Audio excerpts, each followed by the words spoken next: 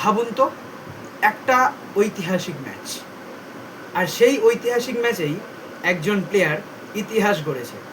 হ্যাঁ, আমরা কথা বলছি মানব সুথারকে নিয়ে। আর ঐতিহাসিক ম্যাচটা কি সেটা তো আপনারা সকলেই জানেন, ভারতের 600তম টেস্ট ম্যাচ।